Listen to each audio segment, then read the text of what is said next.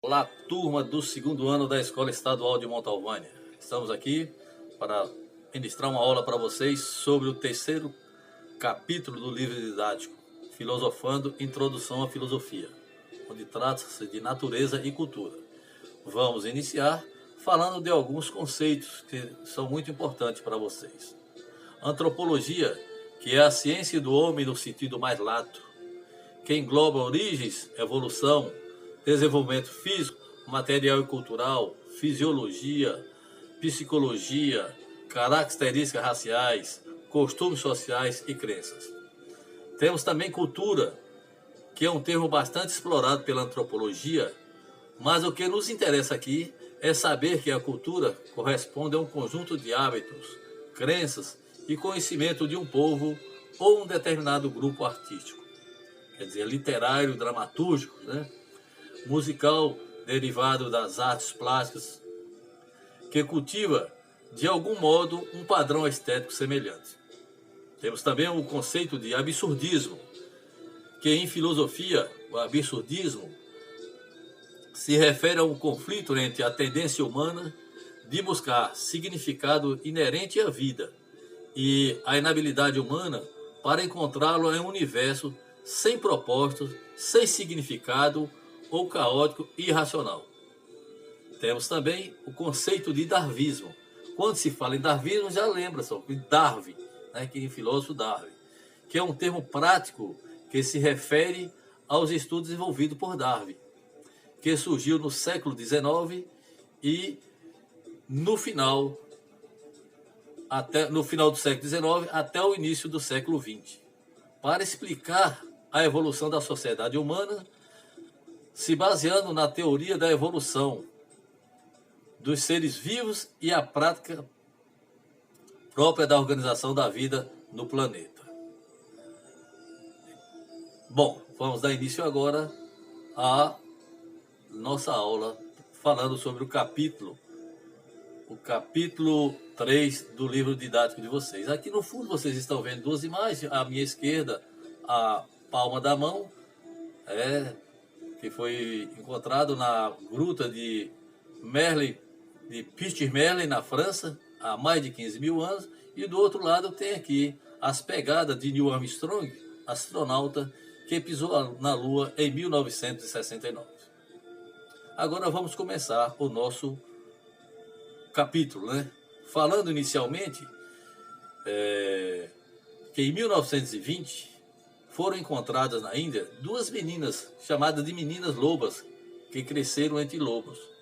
Seu processo de humanização só teve início quando passaram a participar do convívio humano.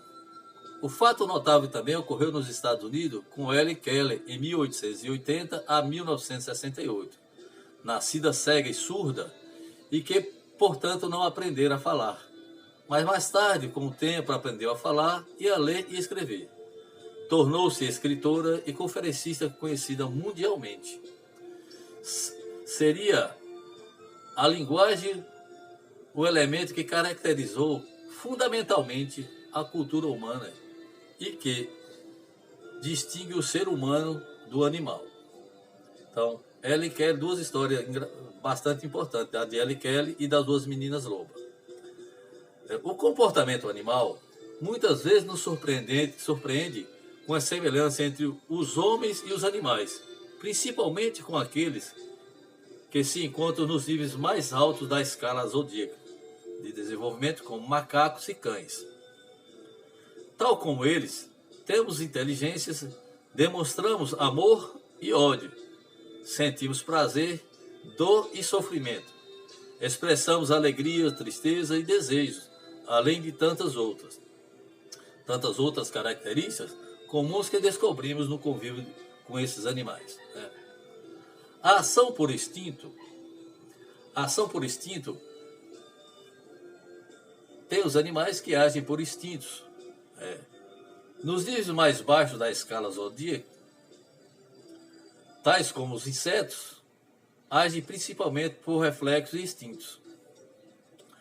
A ação instintiva é regida por leis biológicas. Os atos não se renovam, na história, salvo no que se refere às modificações decorrentes da evolução das espécies e das mutações genéticas. Os atos instintivos ignoram a finalidade da própria ação. Em contrapartida, o ato humano é voluntário e consciente da finalidade. Então, nós temos aí os insetos que agem por reflexos e instintos, né? Agora vamos ver o uso da inteligência. O uso da inteligência, ao contrário da rigidez dos reflexos e instintos, a inteligência dá uma resposta ao problema ou à situação nova de maneira improvisada e criativa. Experiências do psicólogo von Wagner-Koller, de 1910, na colônia de chimpanzés, num ato de inteligência. Então, fez um estudo, né, lá. A linguagem limiar do humano. Os animais também têm um certo tipo de linguagem. Por exemplo, por meio de uma dança, as abelhas indicam umas às outras onde se encontra o pólen, né? Linguagem programada biológica entre eles. O cachorro expressa emoção por sons que nos permite identificar medo, dor e prazer. Quem criou um cachorro sabe como que ele se expressa bastante quando nós chegamos em casa. Já chega pulando, você bate no animal, mas mesmo assim ele retorna para você com aquele maior carinho, né? Isso quando acontece agressões ao animal, mas mesmo assim ele retorna com o mesmo carinho de sempre, né?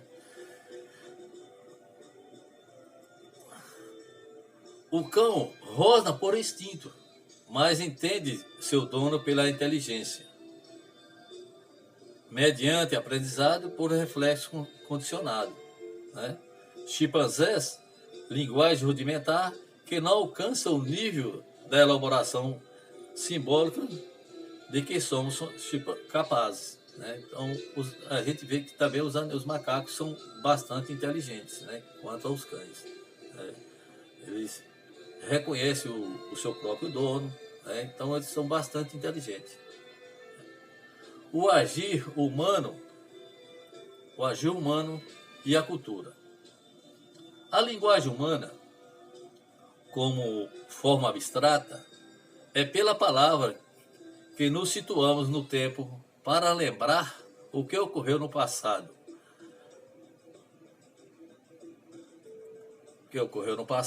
E antecipar o futuro pelo pensamento. Dada a infinita possibilidade humana de simbolizar, as culturas são múltiplas. A ação cultural é coletiva, por ser exercida como tarefa social, pela qual a palavra torna sentido pelo diálogo. Então temos que dialogar a palavra que vai refletir, através do diálogo entre os seres humanos, né? Totalmente diferente dos animais. Outro tópico, tradição e ruptura.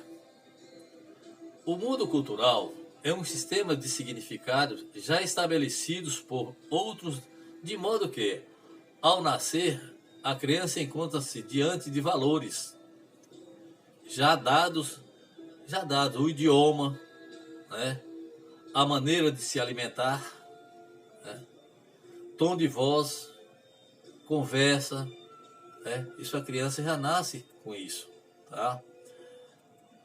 Até na emoção, que nos parece uma manifestação tão espontânea, ficamos à mercê de regras que educam a nossa expressão desde a infância. Se o processo de humanização se faz por meio das relações sociais, será dos impasses e confrontos surgidos nessas relações que a consciência se poderá emergir lentamente. Ao mesmo tempo que nos reconhecemos como seres sociais, também somos pessoas, temos uma individualidade que nos distingue dos demais seres humanos, que distinguimos dos animais, né?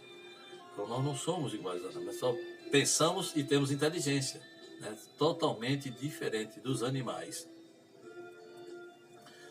Um outro tópico é uma nova sociedade. Ainda que em todos os tempos e lugares sempre tenham ocorrido mudanças, as chamadas sociedades tradicionais fixavam hábitos mais duradouros que ordenavam a vida de maneira padronizada, com um estilo de comportamento resistentes a alterações, sempre introduzida de maneira gradativa. Então, tudo que vai evoluindo aos poucos. Muita gente não aceita a evolução de uma maneira, de uma hora para outra. Né? No entanto, a partir dos anos de 1960, nota-se a mudança de paradigma para que os parâmetros que vinham orientando nosso mundo de pensar, valor e agir desde o Renascimento e a Idade Moderna começaram a ser mudados. Né? A sociedade da informação, coisa nova, né? Quando fala informação, são coisas modernas. A forma da revolução da informática já se faz sentir na cultura contemporânea. Então, as mudanças, nós temos mudando, o mundo está mudando constantemente. Né? Então, nós devemos acompanhar a evolução do mundo, né? Porque senão nós ficamos para trás. Imaginamos a mudança de paradigma que representou na Grécia Antiga a introdução do alfabeto fonético. E no Renascimento, o que significou a democratização do saber pela invenção dos tipos móveis, quer dizer, engenhos, que deu início à era da imprensa. Na contemporaneidade, os textos que circulavam dos livros, revistas e jornais se entregaram às imagens e aos sons, primeiro pelo cinema e pela televisão, depois por todos os canais que as recentes descobertas tecnológicas tornaram disponíveis no campo da automação, robótica e microeletrônica. Então nós estamos mudando, a evolução do mundo cresce, a evolução é grande, todo dia aparece coisa nova no nosso mundo. Né? Não podemos ficar à mercê do retroagir, nós temos que sempre procurar ser atualizado nos dias de hoje. Estamos vivendo a era da sociedade da informação e do conhecimento. Sociedade em rede, que as redes sociais estão aí, hoje todo mundo mais se comunica, mais o Instagram, o WhatsApp, Messenger, Facebook. Então nós temos vários tipos de mídia hoje. Né? Então isso é um conjunto de nos ficarmos interconectados, né? E pode ser dos mais variados tipos, como eu falei antes, esse Facebook, Instagram, WhatsApp, Messenger e tantos outros, né, que nós nos conectamos hoje. Temos vários exemplos. Rede de fluxos financeiros globais, de produção e distribuição de drogas, de gangues de rua, de sistema de comunicação, transporte, de estúdio, de entretenimento, de tantas outras. O impacto das novas mídias também se reflete nos nossos valores e crenças, a uma velocidade que não se compara a nenhuma outra época. O desafio dos novos tempos é ser capaz de selecionar a informação e refletir sobre seu significado. Isso é que é importante, nós temos que refletir sobre isso. Nem tudo é verdade, nós temos aí as fake news, né? Nas notícias, nas redes sociais, que às vezes enganam muito as pessoas, né? Não são coisas reais, as fake news. Então, atrapalha muito as pessoas com isso aí, com os dados errôneos, né? Então, não podemos ficar à mercê de notícias falsas, como tem muitas aí, a gente vê constantemente no Facebook, vemos no Instagram, vemos no WhatsApp e assim por diante. Então as redes sociais melhoraram muito para nós, mas muitas vezes traz coisas ruins para nós. Temos que saber medir o peso e a balança, pela balança, né? Cada prato da balança tem um peso. Então as coisas boas nós aproveitamos e as ruins nós descartamos, que são o quê? As fake news. Nós não podemos ficar à mercê delas, né? Porque quando iremos compartilhar alguma notícia, nós teremos que saber com certeza se aquela notícia é verdadeira ou se aquela notícia é falsa. Não podemos viver dessa forma, à mercê dos fake news famosos, né? Não podemos viver de maneira alguma. As redes sociais estão aí para nos ajudar, para nos instruir. Temos matéria de pesquisa hoje imensa. Hoje, qualquer coisinha, você quer uma resposta de uma questão, você vai lá no Google. No Google encontra. Tá? Tudo hoje tem pesquisa, fácil. É igual para vocês hoje. Para vocês hoje é um mundo novo. Né? É um mundo novo. A forma que nós estamos estudando esses tempos remotos de pandemia. Né? Nós estamos numa era nova. Temos que saber lidar com isso, com essa época, né? Porque nós não podemos ficar para trás, correto? Então vamos bola para frente e vamos saber que essa época de pandemia não quer dizer que a gente vai ficar para trás, né? Os ensinos vão continuar dessa mesma forma, né? E muita gente está achando dificuldade. Não há dificuldade para isso. Simplesmente é uma apostila que vocês têm que responder. Toda semana vocês têm que responder essa apostila. Tá correto? Então não é bicho de cabeça, não. Tem que assistir às aulas. Então vamos continuar aqui com a nossa aula.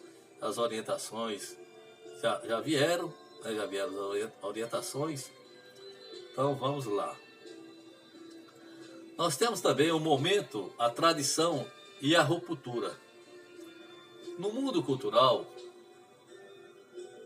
é um sistema de significados já estabelecidos por outros, de modo que, ao nascer, a criança já nasce totalmente com aquele crescimento, com aquele conhecimento, né? A criança começa a rastejar, começa a andar, começa a correr. É tudo um conhecimento novo para ela, né? A criança. Tudo novo para a criança. Então, nós temos que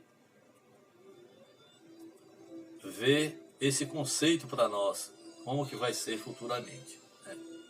Temos um outro conceito aqui, é uma sociedade, uma nova sociedade. Ainda que nos tempos e lugares, sempre tenham ocorrido mudanças às chamadas sociedades tradicionais.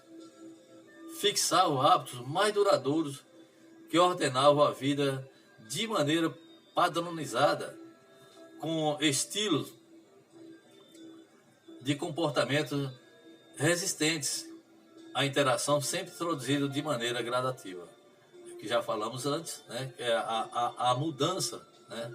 No entanto, a partir de 1960, nota-se uma mudança de paradigma, porque os parâmetros que vinham ocorrendo no nosso mundo de pensar, valor e agir, desde o Renascimento e a Idade Moderna, começaram a entrar na crise no final do século XIX.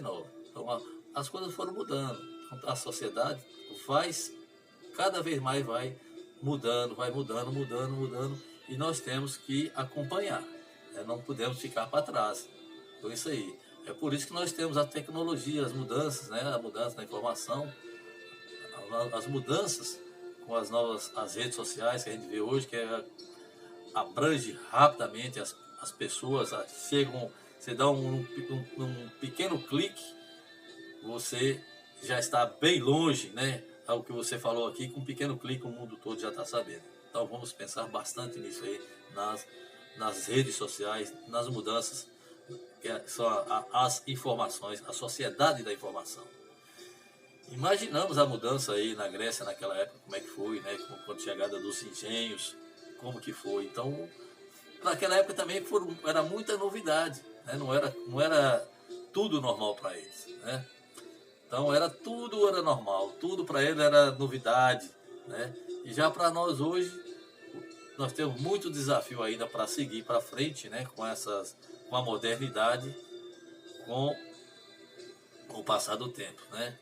Então aí nós vemos aí que o capítulo Natureza e Cultura não é um bicho de 7 cabeças, né? Que o desafio dos nossos tempos é ser capaz de selecionar a informação e refletir sobre o seu significado. Não podemos ficar para trás, ok? E vocês vão assistir depois do vídeo, vocês vão responder as questões do capítulo 3, Natureza e Cultura, do livro de vocês.